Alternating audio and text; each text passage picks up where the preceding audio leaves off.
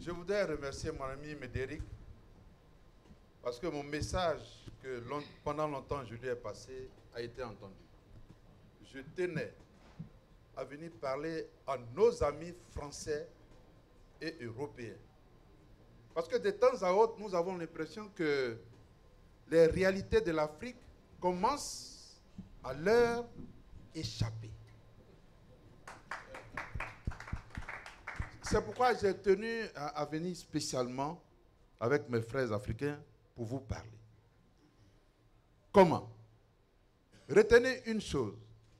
Dans 20, 30 ans, l'Afrique et la Chine auront à elles seules plus de la moitié de la population de la planète. Donc, un grand marché de consommateurs. L'Afrique est pour vous un partenaire naturel. Naturel. La France, pour nous, est un partenaire consubstantiel. Je ne dis pas naturel, je dis consubstantiel. C'est-à-dire qu'on est ensemble depuis l'origine. C'est pourquoi il est bien que nous vous parlions de manière à ce que nous nous entendions. La Côte d'Ivoire a 322 000 km², 22 millions d'habitants. Deuxième port de l'Atlantique à transbordement après Durban en Afrique du Sud, avec 22 millions de tonnes par an, le port d'Abidjan. L'aéroport d'Abidjan a plus de 1,5 million de passagers maintenant par an, parce que les fréquences de Air France ont augmenté. On est maintenant à 7 fréquences par... non, on a 11 par semaine. Bientôt, la A380 va atterrir à Abidjan. Toutes les grandes compagnies vont à Abidjan. C'est un signe. Quand toutes les compagnies vont dans un pays, c'est un signe. Amis français, voici les signes. La Côte d'Ivoire est debout. Que veut le président Alassane Ouattara?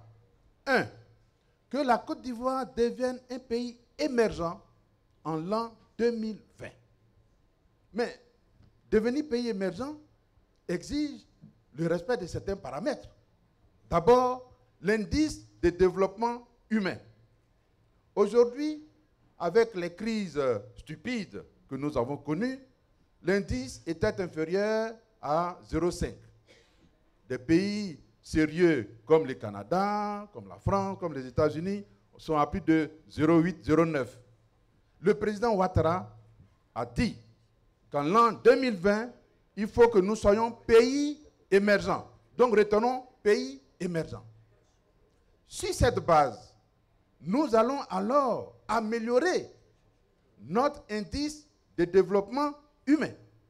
C'est-à-dire quoi? C'est-à-dire que l'espérance de vie doit augmenter.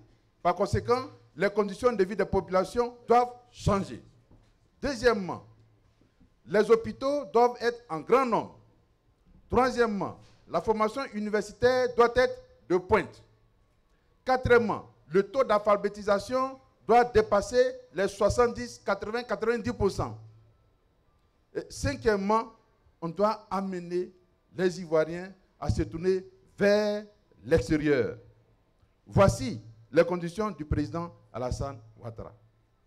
C'est sur cette base que tous nos projets sont conçus pour améliorer l'indice de développement humain en Côte d'Ivoire et faire de ce pays un pays émergent. Mais pour le faire, quels sont les instruments qu'il a mis en place? Le Premier ministre Ahoussou Jano tout à l'heure a parlé d'une cellule spécialisée rattachée à la primature qui ne s'occupe que du partenariat public-privé et qui a tous les mécanismes en laboratoire et toutes les potentialités en laboratoire.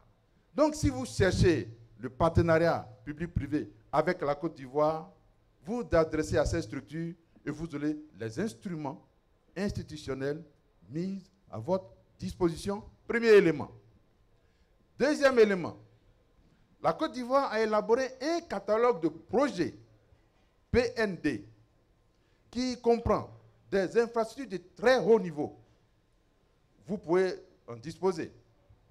De sorte que, si dans le secteur qui vous concerne, vous êtes intéressé, vous vous adressez à cette structure de la primature, au ministère concerné, on vous donne les instruments de votre réflexion. Troisièmement, et ce qui est le plus important, quelle que soit la liste de projets que nous allons vous présenter, parce qu'il y a un lot de projets, la réalité que vous devez noter, amis français, c'est que les potentialités de partenariat public-privé sont beaucoup plus importantes que ce qui est écrit dans les livres. Ce qui est écrit dans les livres n'est rien par rapport aux réalités. Est-ce que vous savez que le sous-sol ivoirien est d'une insolence insoutenable par la richesse? Cependant, le président Houphouët, sage à l'époque, a dit la meilleure façon de partager les richesses, c'est de faire l'agriculture, parce qu'avec l'agriculture, le paysan a accès direct à ses revenus. D'où le café, le cacao, l'ananas, le béa, le palmier à huile, le coton, les bananes, l'igname, tous les grands produits agricoles, la Côte d'Ivoire, l'anacarde, la Côte d'Ivoire est premier en Afrique, premier dans le monde en ce qui concerne le cacao. Même si les Ghanéens nous voient de temps en temps 350 000 tonnes, ce n'est pas grave, on va les dépasser, on sera toujours devant. Donc, c'est pour vous dire qu'il a privilégié le développement individuel par la distribution individuelle de richesses. Mais tout le sous-sol est là. Tout le sous-sol est intact. Amis français, mais qu'est-ce que vous attendez? Qu'est-ce que vous attendez? Ensuite, en ce qui concerne les autres secteurs d'activité, par exemple, à Abidjan, qui est la capitale économique, nous avons 6 millions d'habitants. Dans les 6 millions d'habitants, il y a 33% au moins qui est d'origine étrangère. Cela veut dire que c'est un bon pays. Parce qu'on ne va pas là où ça ne va pas. On a eu des années de guerre, de palaces stupides. Bon, nos amis africains nous ont aidés, on a réglé. On est sorti de là. Le taux l'indice de sécurité est descendu en dessous de 1,5. Donc les Nations Unies sont très contents. Nous aussi, on est contents. Mais ça veut dire que le champ est libre pour l'économie. Vous voyez? D'ailleurs, en début 2014, il y aura un grand forum Investir en Côte d'Ivoire qui a lieu à Abidjan. Pas en février, à Abidjan. Donc, je lance déjà un appel à nos amis français et européens. Venez en grand nombre à Abidjan. Mais avant cela, en tant que gouverneur d'Abidjan, nous avons reçu, vice-gouverneur, plus de 3-4 délégations françaises. On les a reçus et ceux qui étaient avec nous, peuvent vous apporter le témoignage que c'est du sérieux. On n'a pas envie de plaisanter avec l'avenir de notre pays, pas du tout. Mais dans la vie, il faut connaître ses forces et ses faiblesses. Nous, on a des potentialités. C'est ça, notre force. Notre faiblesse, c'est le financement. Mais c'est vous qui avez le financement. Et la technique aussi, bien que nous ayons des ingénieurs chevronnés, il est toujours bon de travailler avec les autres. Donc, vous avez là de grandes opportunités d'affaires en Côte d'Ivoire et je vais vous citer quelques exemples. Par exemple, toute la baie d'Abidjan, qui fait près de 10 km, nous allons gagner au moins 60 à 70 mètres sur la lagune, comme on a fait à Nice, où j'étais récemment. J'ai été fait citoyen d'honneur de Nice et j'en suis très heureux. Merci Français d'avoir fait ça. Donc, on gagne 60 ou 70 mètres sur la lagune, sur au moins 10 km, cela représente 80 hectares de terrain de très haut niveau. C'est le cœur d'Abidjan. Et là, on ne vend pas les terrains à des coûts exorbitants. Ce sera certainement sous forme de bail amphithéotique. Vous pouvez construire de beaux hôtels, de belles résidences, des marinas, des bateaux-mouches, et faire de cet endroit un endroit de rêve. Je cherche des investisseurs français, je n'ai pas encore trouvé. Je vous le dis aujourd'hui, mais si demain vous apprenez que j'ai trouvé un Israélien ou un Chinois, ne dites pas que je ne vous ai pas dit. Donc au moins, on est au courant, tous. Deuxième grand projet, un hôpital multifonction. Voyez-vous, dans le monde, il faut reconnaître que chaque pays a ses spécificités. Il y a la médecine chinoise qui a ses qualités et ses faiblesses. La médecine occidentale qui a ses qualités et ses faiblesses, les Américains. Nous, à Abidjan, on veut réunir toutes ces médecines dans un grand hôpital multifonction où il y aura la médecine chinoise, indienne, européenne, américaine, africaine et même la médecine hermétique. Pour que chacun se retrouve et qu'on puisse travailler comme il se doit et que tous les infirmiers qui viennent à Abidjan aient un hôpital de référence où se soigner, on ne soit pas obligé de prendre un avion en évacuation sanitaire sur Paris. Troisième grand projet, le parc d'exposition. Vous voyez, ce qui est l'avantage d'Abidjan, c'est que tous nos pays, nos pays frères qui sont voisins, ils nous aiment. Nous les aimons parce que nous sommes ensemble depuis de longues années. Il y a le Conseil de l'Entente avec le Bénin, le Burkina, le Togo. Et il y a l'UMOA avec le Sénégal, la CEDEAO. Même si de temps en temps on se rencontre en football, c'est rien, ça c'est du sport. Mais avec tous ces amis, nous avons d'excellentes relations. Tout le monde aime Abidjan. Mais justement, les grandes industries qui veulent se faire connaître de la sous-région doivent venir à Abidjan pour faire des expositions. Donc on a prévu de créer un grand parc d'exposition.